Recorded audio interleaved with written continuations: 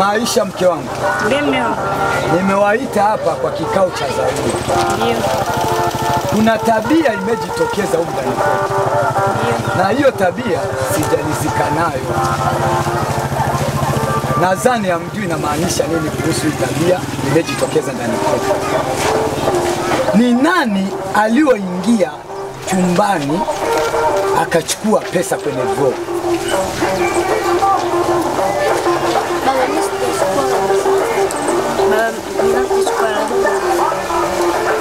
Wewe ndio na wasiwasi sana na wewe.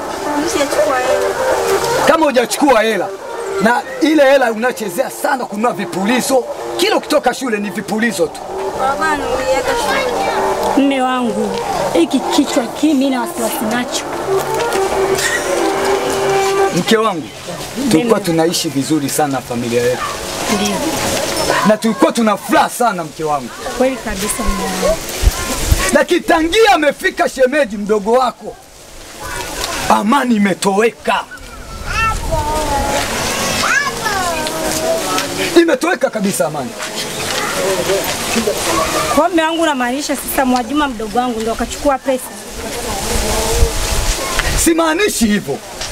Lakini kwa kusema ukweli mke wangu, Mama Aisha, nadhani hata watoto wanashangaa baba leo amechukia kweli. Tangia tumewazaa. Sasa ninachotaka ni pesa yangu tu. Kwa maana hiyo pesa nilikuwa nimeandaa kwa sababu ya familia yetu. Adija! Baba. Unaweza ukaniambia nani kachukua pesa chumbani kwangu? Sijui, ni hapa umuulize huyu hapa. Juma. Namba. Naomba uniambie ukweli mtoto wangu. Wewe ni mtoto kipenzi cha moyo wangu. Niambie ukweli. Pesa nani kachukua? Baba, mimi sijachukua, kusema kweli tu baba, mimi sijachukua. Naona nikana mwanangu. Yaani unafurahi nifilisike eh?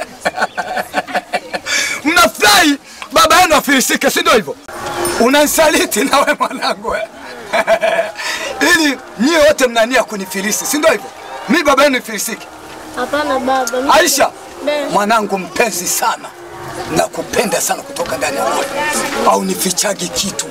Hata mama yako akifanya maovu unaniambiaga. Naomba uniambie pesa yangu nani kachukua? Baba, mimi sijui, maana niko kwa shule. Na wewe ujue. Shemeji yangu, nimekupokea kwa ukarimu mzuri sana. Nimekufanyia kila kitu ninachostahili kumfanyia ndugu wa mke wangu. Shemeji, naomba niambie nani kaingia chumbani kachukua pesa zangu? Mimi siingia chumbani kwako shemeji. Shemeji, unakataa eh? Mke wangu. Mume wangu. Na wasiwasi na mdogo wako. Mdogo wangu? Yes.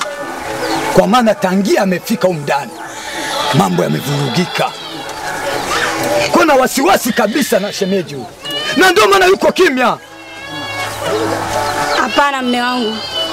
Mdogo wangu Mwajuma aweza kachukua pesa. Wewe uonevu kabisa mume wangu. Mke wangu, na unamtetea mdogo wako? Hamna, simtetea. Unamtetea eh? Unamtetea? Haya, pumbavu ni watoto. Ndani. Imbesile huyo.